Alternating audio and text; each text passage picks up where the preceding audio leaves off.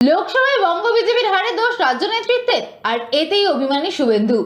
বঙ্গ বিজেপির দায়িত্ব দিলীপের হাতে থাকাকালীন সংগঠনের প্রভূত উন্নতি ঘটেছে দাবি করেছেন দিলীপ সহ বাংলার পদ্ম শিবিরের প্রথম সারির নেতারাও।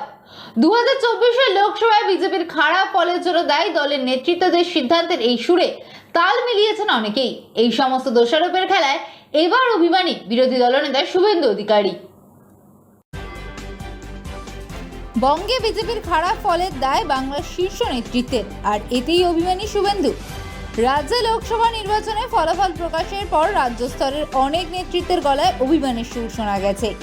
অভিযোগ দলের শীর্ষ স্তরের নেতৃত্বদের সিদ্ধান্ত নিয়ে বঙ্গ বিজেপির সংগঠন দিলীপ ঘোষের হাতে থাকাকালীন সংগঠনের প্রভূত উন্নতি ঘটেছে দাবি করেছেন দিলীপ নিজেই। শুধু দিলীপ নন, এবারের বঙ্গ বিজেপির ফলাফলে দলের শীর্ষ নেতৃত্বের সিদ্ধান্তকে দায়ী করেছেন বিজেপির বঙ্গের পরিচিত মুখেরাই।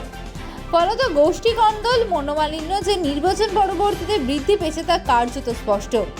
বিরোধী দলনেতা শুভেন্দু অধিকারী বারংবার বলেছেন তিনি সংগঠনের কাজে মাথা ঘামান না, দলের সিদ্ধান্তকেই তিনি মান্যতা দিয়ে চলেন।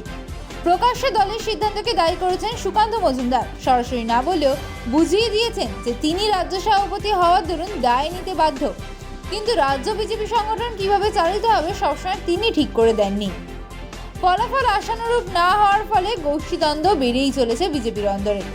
রাজনৈতিক কারবারিদের দাবি লোকসভা নির্বাচনে ভালো ফল হওয়া দুরস্থ, নিজেদের গড়ও হাতছাড়া হয়েছে বিজেপি। এর দায় শুভেন্দু অধিকারীর দিকে যাওয়ার কারণেই তিনি এমন মন্তব্য করেছেন।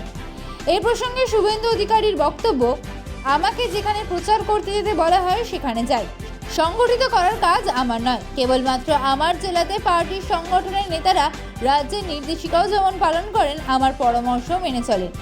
এর বাইরে সাংগঠনিক ব্যাপারে আমি কোনোদিন হস্তক্ষেপ করি না। অন্যদিকে সুকান্ত মজুমদারের দাবি, সিদ্ধান্ত হয়তো অন্য কেউ নেবে, তবে দায় আমাকেই নিতে হবে।